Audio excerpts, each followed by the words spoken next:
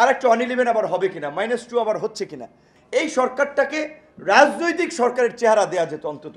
আমার মতো অল্প বয়সে আমরা যে স্যাক্রিফাইস করেছি, এইখানে যারা গভর্নমেন্ট আছে তাদের কার কি স্যাক্রিফাইস, আনকন্ডিশনাল শতভাগ সাপোর্ট রয়েছে।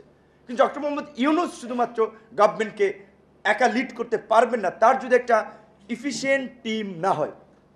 টু বি অনেস্ট বলতে হবে, পুরো টিমকে আমরা ফিট মনে করি না।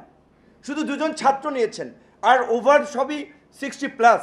তাহলে এখানে ইয়ংদের প্রতিনিধিত্বটা কোথায়? ইয়ংদের প্রতিনিধিত্ব আমি বলছি না শুধু বিশ্ববিদ্যালয়ে পড়ুয়া দুজন গ্র্যাজুয়েট ছেলেকে নিয়ে যান। ইয়ং তো শুধুমাত্র এইটাই না, আরও কিছু মিডল এজের 2-4 জন নেওয়া যেত। বিকজ এখন হ্যাঁ, বয়সের কারণেও তো অনেক ক্ষেত্রে কাজের একটা প্রবলেম হয়।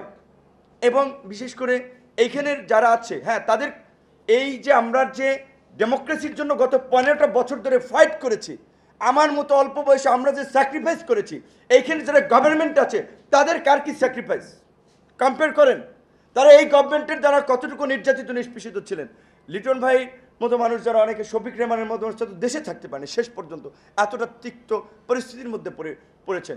কাজেই এইখানে আমি মনে করি এইরকম লোককে এখানে এখানে অন্তর্ভুক্ত করতে হবে। এবং ইতিমধ্যেই রাজনৈতিক দলগুলোর মধ্যে কিন্তু নানান ধরনের আলোচনা আছে, এই গভর্নমেন্ট আবার কতদিন কন্টিনিউ করবে, আর একটা অন-11 আবার হবে কিনা, -2 আবার হচ্ছে কিনা। কাজে সেক্ষেত্রে রাজনৈতিক দলগুলোর সাথে যদি সরকারের সম্পর্ক না থাকে, আস্থা তৈরি না হয়, তাহলে কিন্তু পরিস্থিতিটা খুব ভালো হবে না, সামনের পরিস্থিতিটা। তাহলে এখন রাজনৈতিক দলগুলোর সাথে তো সেইভাবে ওপেন ডায়ালগে যেতে হবে। এবং আমি মনে করি এই সরকারটাকে রাজনৈতিক সরকারের চেহারা দেওয়া যেত অন্তত। এখন প্রথমে 16 হয়েছিল, 17, তারপর 4 জন নিয়ে 21 হয়েছে, আরও 10 জন নেন, 11 জন নেন। আপনার একেবারে নিউ লোক, তারা কীভাবে 4-5টা মিনিস্ট্রি সামলাবে? সরি, আমার কথায় অনেকে উপদেষ্টারা যদি কষ্ট পেতেন আমি ক্ষমা প্রার্থী, কিন্তু এটা বাস্তবতা।